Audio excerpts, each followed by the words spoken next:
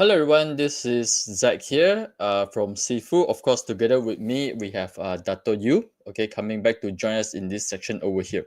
Now, today contents is a bit special, and I think this is something that I think everyone is looking forward into, which is this is Johor Singapore SEZ project. Okay, I think we just saw the news last week. Of course, when the news released, we do see some so-called exciting movement, especially in property sector. So that's why today we invite Dato Yu again to come to our this Sifu live Facebook section to share with us more into especially in property sector and what is the things that I think we can study and look into, okay, before we decided to maybe want to trade or invest in property sectors. Okay, but again, before I pass to Dato Yu, just want to mention this. Okay, this section here, we are definitely not doing any buy and sell calls. So if you want to trade or invest any stocks based on this discussion in this section over here, make sure you got your own trading plan. If not, get advice from the professional. So with this, I will pass the floor to Dato Yu to start our section tonight. Okay, let me start. I will start by just giving you the background and the basis on which I'm going to talk about the companies here. Okay, I'm a long-term investor. Okay, and I'm looking at it from the fundamental perspective. So this is not a technical analysis. This is actually a fundamental analysis where I look at the business prospects and I try to compare the business value versus the market price. So that's I think one important point. Now the other point I'm coming from is that I'm also an investor in property companies. I got about 40 companies in my portfolio. About 30% are actually property or property-related companies. I know it's a high concentration, but the reason why I have high concentration is because of my background. I understand a bit more of property companies than the other sectors. The third thing is that some of the comments that I'm going to make are based on my experience, I guess, in running the property company with 20 years of property development background. So I'm going to look at it from both an investor as well as an operator perspective. Okay, so that's the basic framework. Now, the second thing is that to look at it from a fundamental perspective, I'm going to use the app that I've co-developed with Sifu called the Fundamental Mapper, where the Fundamental Mapper basically looks at companies from two dimensions. So on one dimension, what I call the horizontal axis, we look at the business performance. So companies to the right, for example, on the screen, these are companies with better business performance relative to the other companies in the sector. Companies to the left, these are the ones with a relatively poorer performance. So that's the horizontal axis, left to right, right being better, left being the worst performance. And then on the vertical axis, we compare the market price against the business value. So for example, if the market price is $2 and the business value is only $1, then I would consider this as a high investment risk, and it goes up, near the top of the vertical scale. But if the market price is, let's say, $2, but the business value is $4, then I say, hey, the market price is underpricing this company, and I would consider this as lower investment risk. So I would use this framework when I talk about these property companies in the Johor economic zone. Now, the fundamental mapper has been designed so that we break down the chart into 4 quadrants. So on the bottom right-hand side, we have companies which are fundamentally sound and low investment risk, which I call companies in the gold mine quadrant. The gem quadrants are fundamentally strong companies, but the market prices are running a bit ahead of the business value. So the risk, there are more risk here than the gold mine quadrant. Then we have the companies in what I call the turnaround quadrant, companies which have lower investment risk, but the business performance are not so great.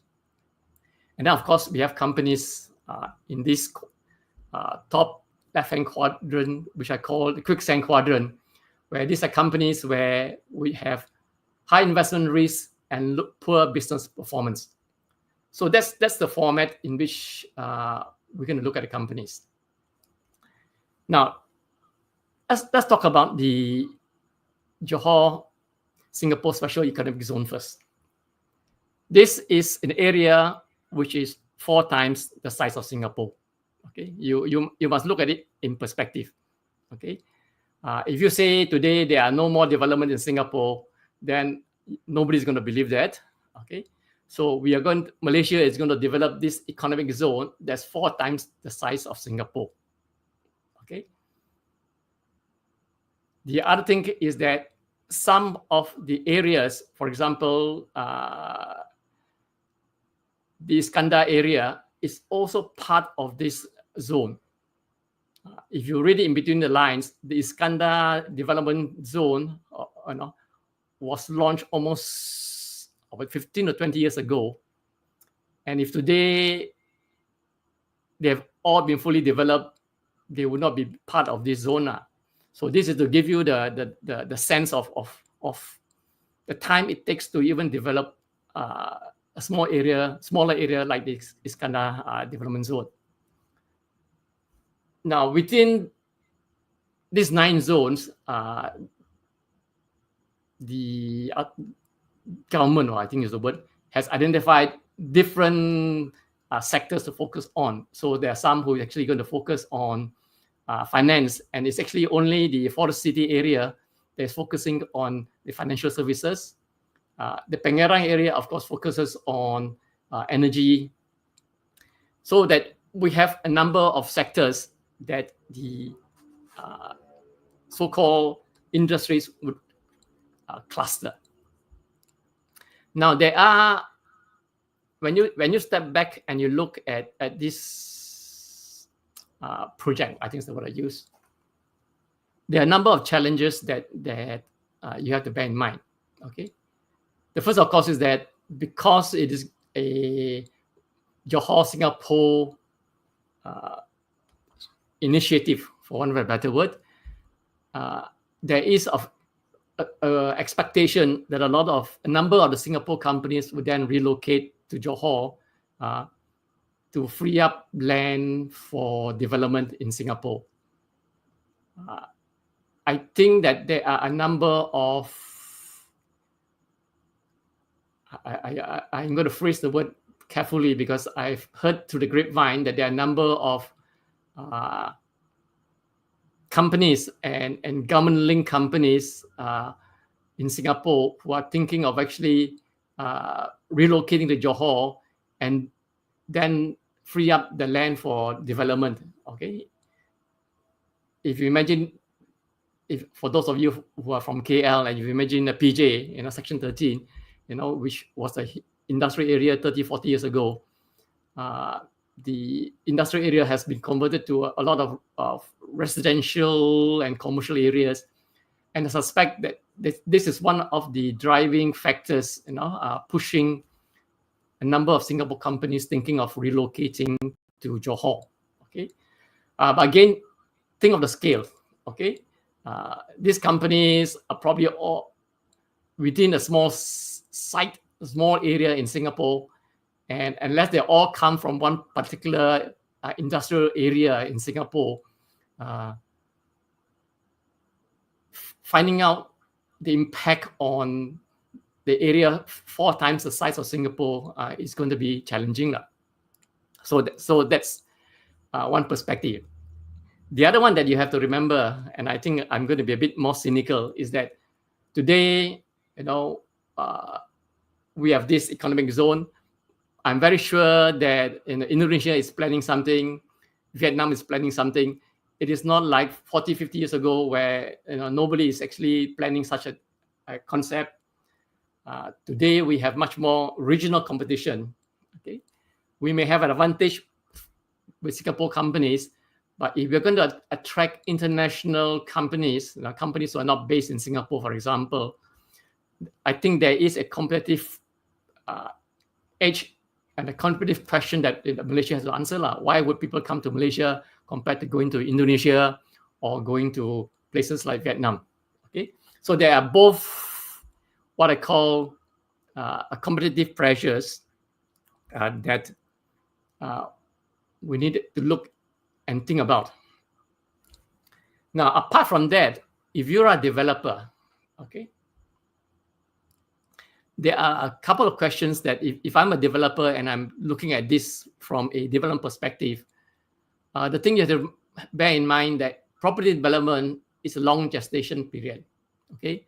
So from the time you get the land or even you get the drawings approved to completion, it is probably 3 to 5 years, okay? So it is not immediate revenue generation projects. Property development projects are unfortunately projects that take 3 to 4 years, to be completed.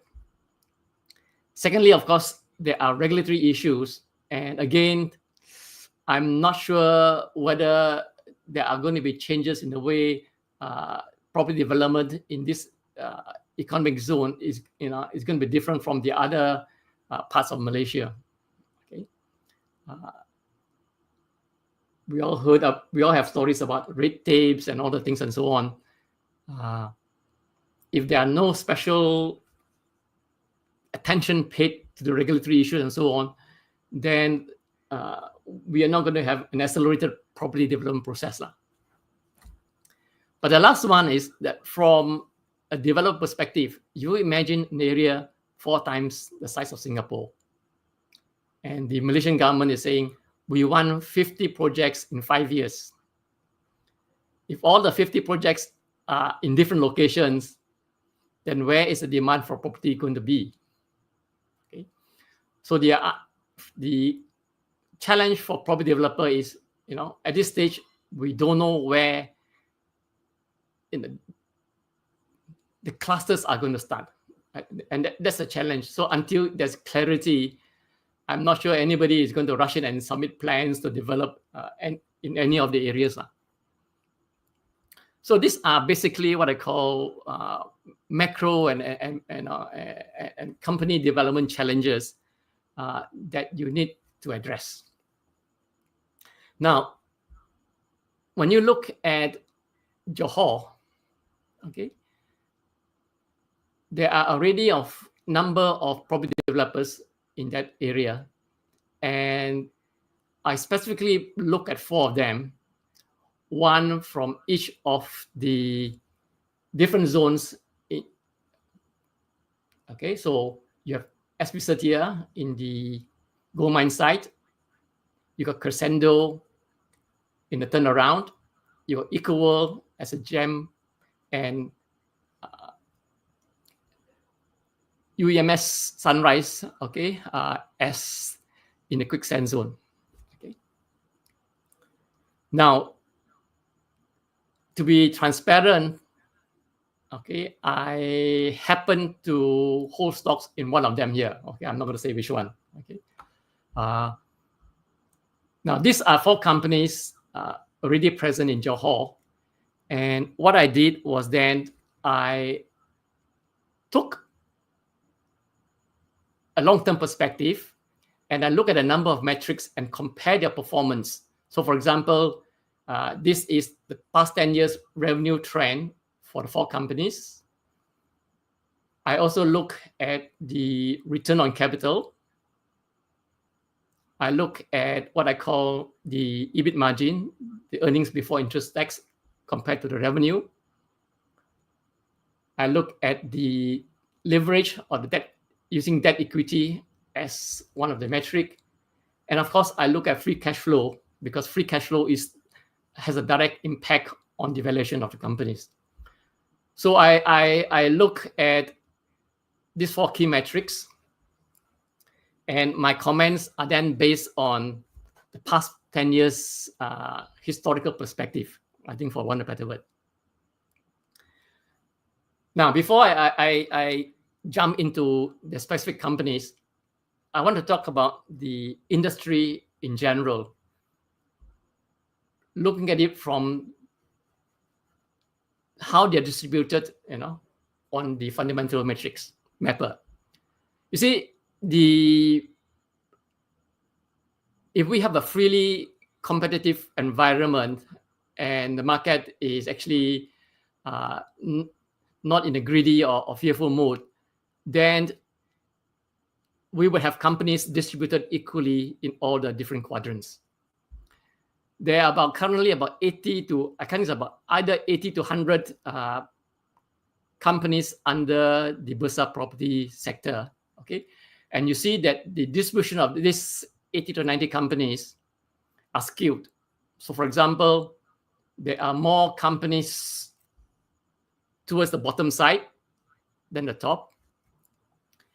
And I take it that this is a situation where most investors are not looking at property companies, and that's why there's low demand and the market price relative to the business value, okay, has resulted in what I call a low risk investment opportunity should you be looking at property companies. The other thing that you will notice is that they're all skewed towards the left. That means a lot of them are not doing so well. Again, you should not be surprised because the property companies have been having a tough time since 2018, 2019. In 2013, 2014, when the property market was hot, the Malaysian government decided to do a number of things to sort of cool down the speculation. Okay, so for those of you who remember those days, we had the development interest-bearing scheme, developer interest-bearing scheme. The government put restriction on that. There was restriction on getting loan for the second property. And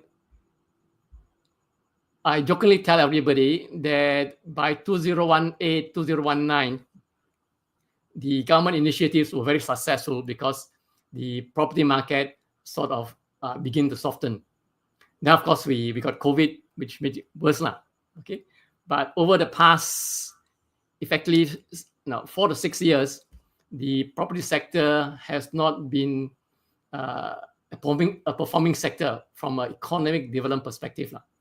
Okay, and I think the distribution of companies that skewed to the left, okay, is a reflection of the current situation in Malaysia now.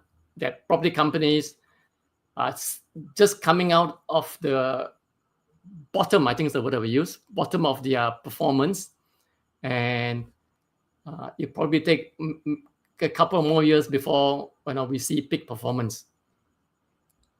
So that's the picture of the property sector, okay, from a national perspective. Now, when you look at individual companies, okay. Now, SPSEZ in the gold mine quadrant is one which have one of the better business performance and one of the lower investment risk. When you compare the revenue of the 4 companies, they have the biggest revenue. They used to have the best return on capital and profit margin, but over the past few years, they have lost their leading position. And they have actually, the good sign, of course, is they having an improving free cash flow margin. Okay. Now, SPSEZ, as far as I can see from their annual reports, they have about 2,000 acres of land undeveloped in Johor. Okay. Now, my data is actually based on the 2023 annual report.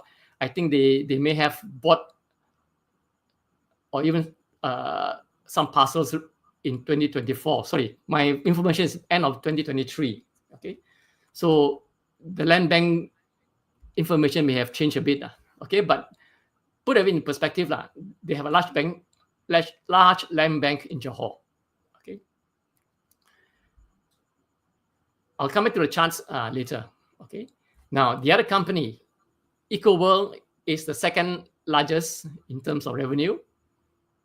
If you look at the historical trends, they probably have a much more stable return on capital, and they have been having improving margins, reducing its debts. Okay, and currently they have about 1,400 acres. Again, this is based on the 2023 annual report. I think in 2024 there has been an announcement that they have acquired a few more parcels of land in Johor. Okay, so this 1,400 would probably be much bigger. Now, Crescendo is the smallest among the four of them. Okay, but they had a very large land bank. They have been in Johor for years. And for those of you who have been following property companies, they had a good run over the last 1 year. Okay, you look at the share price and you see that this reflects the good run that they had. Okay,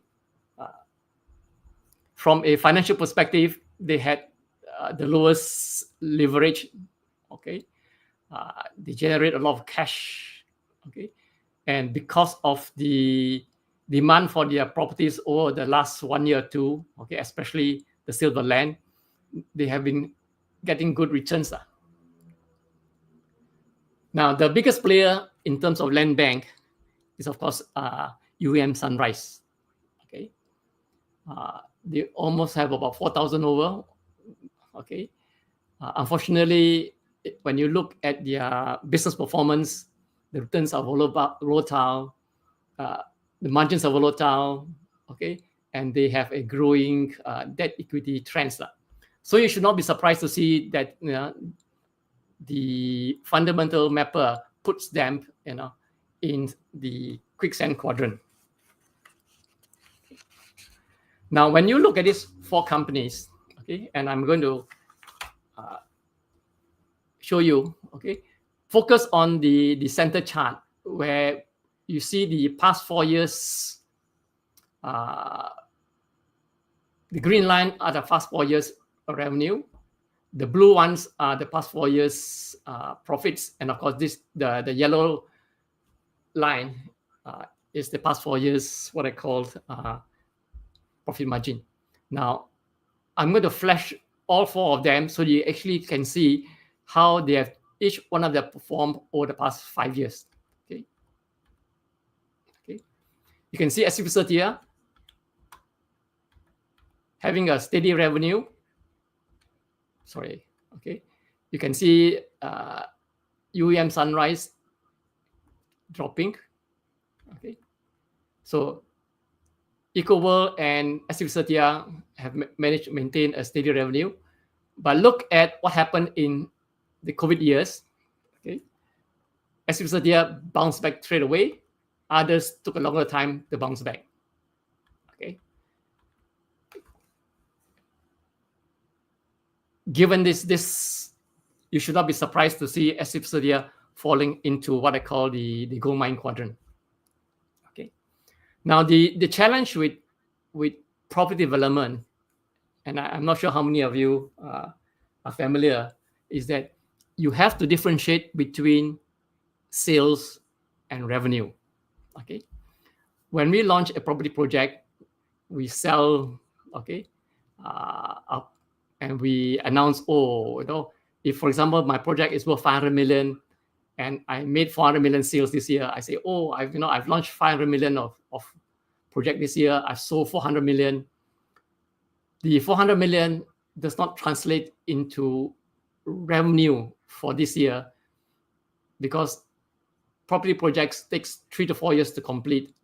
And given the Malaysian system, okay, we recognize the revenue progressively as we complete the development, okay, in stages. So a sales is not necessarily revenue. So that when you look at financial figures, for example, this shows the revenue, okay? They are all revenue, okay? The financial statements shows you the revenue while the companies report their sales, most analysts don't actually compare what I call the sales. Okay, they all compare revenue. Okay, now each of these 4 companies, you see, given the nature of property development, when I launch a project, okay, I know that whatever I sell over the next 3 to 4 years would translate into revenue. Okay, so to get a picture of what is going to happen over the next 3 to 4 years, I don't look at revenue, I look at the sales trend. Okay, to give an example, if I launch and sold 500 million of properties in 2024, and I know that it will take 5 years for the properties to be completed, then this 500 million will translate into 100 million each year over the next 5 years. So if I want to have 500 million of revenue each year, in the past, I must have been launching 500 million every year, so that cumulatively, in any 1 year, I have 500 million. I have projects that can deliver 500 million of revenue. This is what I call the property development pipeline. And the challenge for developer and for analysts and for investors is when you look at property companies, you must see the pipeline and see whether the pipeline is being depleted or whether the companies are launching and selling enough to fill the pipeline. Looking at the revenue is not going to give you a very good picture of how the company is going to perform over the next 3 to 5 years. So what I've done is that, okay, sorry, wrong charts. Okay, I have collected the sales, okay, reported by these companies, okay, from 2021 to 2024. And you can see that for 2 of them, Setia and EcoWorld, there has been a growing trend in sales. Okay, for Sunrise, okay, it is a bit volatile, but when you do a trend projection, it's actually quite flat. Okay, Crescendo actually has a growing trend, but because their revenue is smaller than the rest, okay, you cannot see the impact. But it also had a growing sales trend.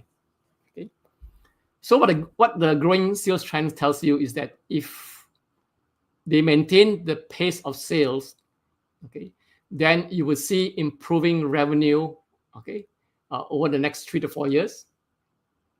If the margins are sustained, then you will see improving profits and earnings from this company over the next 3 to 4 years. So without assuming all things be equal, I would then say EcoWorld, Setia, and probably Crescendo, okay, given their improving sales trend, will see improving revenue over the next 3 to 5 years. Assuming that the margins are maintained, we will see an improving profits. Okay. I dare not say anything about Sunrise. Okay, if you look at their sales over the past 4 years, it has been volatile. Okay, I'm not sure whether moving forward they would be able to maintain a consistent a sales program. Okay, so given this picture, okay, I'm a fundamental investor, and every time I look at a sector or I look at a company, I formulate what I call my investment case. Why should I invest in this company? Okay, I call it my investment thesis, because when I buy in a company, I tend to hold it for 4 to 8 years. Okay, I reckon that if I hold it long enough and I buy it cheap enough, within the 4 to 8 year period, the market would probably re-rate the properties and I will make money from there. To give you a perspective, if the company is today trading at a PE 10, for example, and is making 10 million profits, okay, a year. But I know that in looking at the performance, the profit would double, okay. At PE 10, okay, you expect the market price to double, okay. But the reality is that as the profit increases, the market will will notice the companies performing well. Speculators and everybody will jump in, and instead of PE 10, you probably have PE 20. So instead of doubling the revenue, instead of doubling your market price, your market price goes up by 4 times.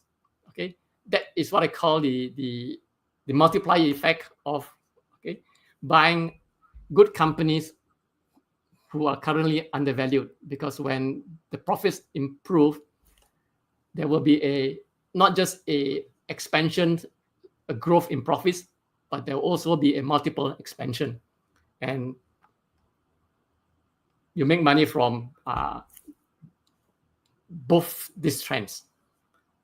So when you look at companies to invest, I formulate my investment thesis, and my investors' thesis for looking at property companies in this economic zone can be summarized as follows. The reality that this is a mid to long-term play.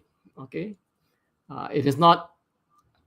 Yeah, the market sentiments there may be some thematic play in the short term, but if you look at, if you're going to be a fundamental investor, you must think that this is not going to happen within the next 1 or 2 years.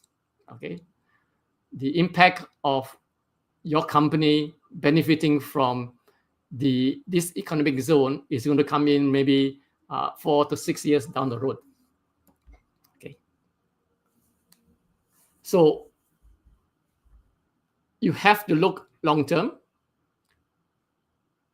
and the companies you choose, okay,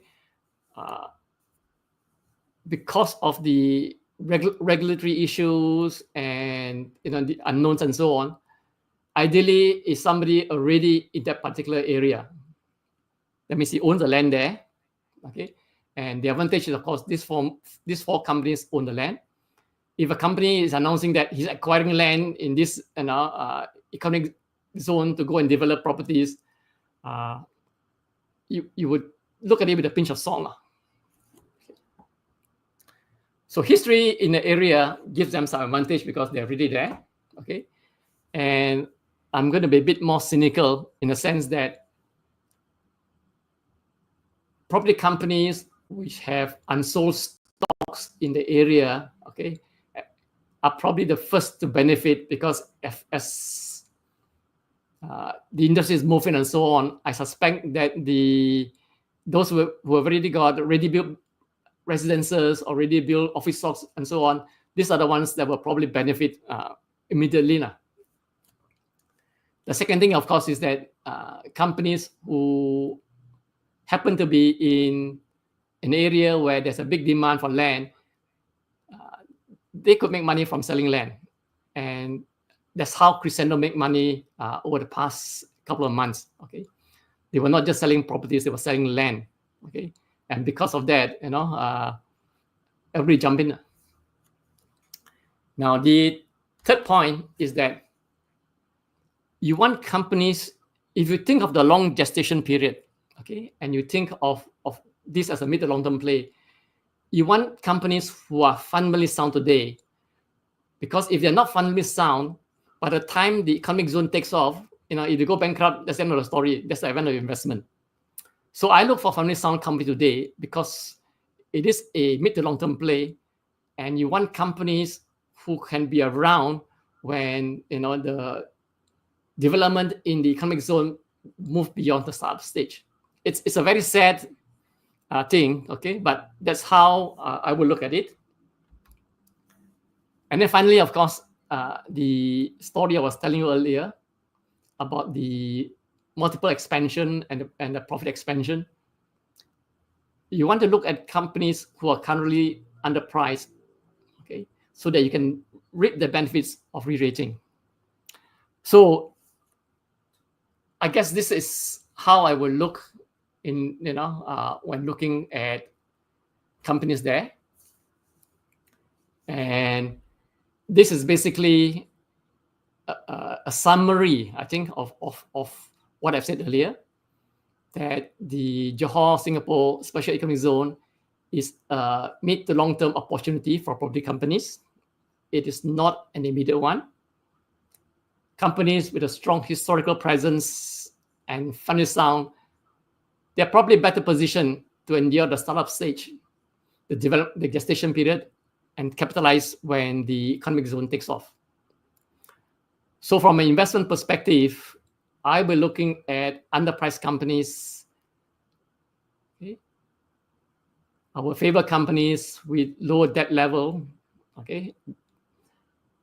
Good free cash flow, paying ideally some dividends today, okay? And of course, have a large land bank. Now, of course, if you ask me, where are the companies, okay?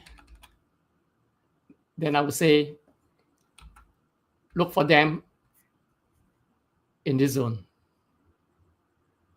Okay.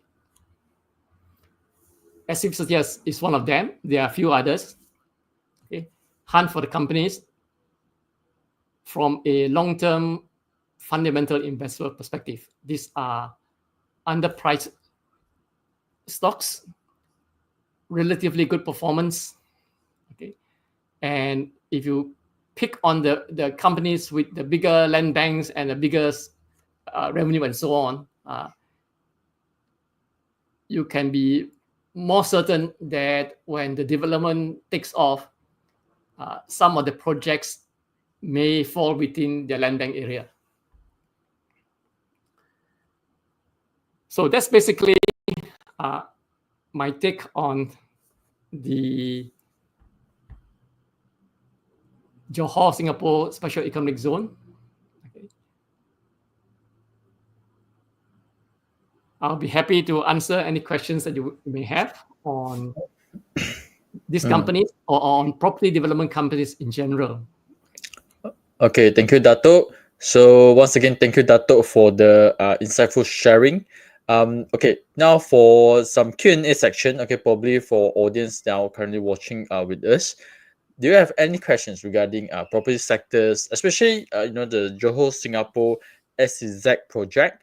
If you got any questions, feel free to type in the comment section below, and I think Dato is happy to help us to answer some of the questions there. Okay, if not, again, I appreciate if you can help us to click the like buttons for us and help us to share this out, please. Okay. Okay, any questions from the audience? Sorry, one more comment. I think the PDF version of the slides, I think, will be made available. Okay. Tomorrow, I think I'll convert it into a PDF and then I think we'll post it. Okay, can Dato. So you can actually share, send it to me, then I will share it into our Telegram for our so-called members to download it. Okay, any questions from the audience? Okay, let's say there's no questions. Okay, Dato, because next week is next week I think is 21st and then followed by 28th. Do you plan to have another sections or maybe after Yeah, I think we're all going to go on holiday already. I think most probably yes. I think our upcoming section, the next section, most probably it will be after CS. I think so. Okay, that one I think we will update everyone into our Telegram and of course our through our Seafood app or email. If let's say there's no questions, I think we'll end our sections this tonight over here. Any last message to our audience, Dato, before we end? Yeah, there are more than 100 property counters because I think on Bursa property sector alone, there are about 90 to 100 companies, but there are companies under the construction. People like, for example, Crest Builders, who is classified as construction, but actually they also have a strong property arm. So when you look at the universe of listed property companies in Malaysia, I suspect that they are probably the biggest sector, in terms of number of companies. Okay. So if you are thinking of investing in property companies, don't do like what I do. Okay, don't make 30% your portfolio on property companies, unless you got some industry knowledge and so on. I wouldn't advise you to do that. Okay, but what I'm suggest is that if you're a long-term fundamental investor, I don't see any reason why we should avoid property companies at this stage, because the property market is probably have reached bottom. It may drag on, maybe a year if you're unlucky, but property development is a cycle. It's a cyclical nature. Okay, it's just that this cycle is taking longer than what all of us imagine. Probably affected by COVID. So it goes up, it comes down, it goes up, it comes down. Okay. So for those of us who are investing in property companies, you buy at the bottom of the cycle. You do not buy property companies when everything is hot. Okay. So don't buy it in 3 to 4 years time, because by then the property prices, the profits will be very good. The market will be chasing after the property companies, and if you're a fundamental investor, that's the wrong time to buy. If you're a fundamental investor, okay, it's a tough. If you're not it's a tough mental block if you're not a fundamental investor. But if you're a fundamental investor, you buy property companies, you buy cycle companies when they're at the bottom of the cycle. You exit when they're at the top of the cycle. It is counter cyclical, your investment decision. So I'm saying that the property companies' performance are probably at the bottom already. I don't think, if you look at the industry as a whole, I don't think the industry is going to have a declining profit trend for the next 2 to 3 years. It's most likely going to be trending up. So this is a good time to choose 1 or 2 sound property companies, okay, as a long-term investment. Okay, once again, thank you, Dato. So probably 1 or 2 months from now, we will get Dato come back again to talk about property, good, to give us a little bit of updates later on. So okay, once again, thank you for joining us this section over here. If you got any questions, don't worry, just type it into Telegram. I will definitely get Dato to help us to answer in the upcoming section. With this, thank you, and once again, thank you, Dato. We will see you in the next sections. Okay, right. Bye-bye.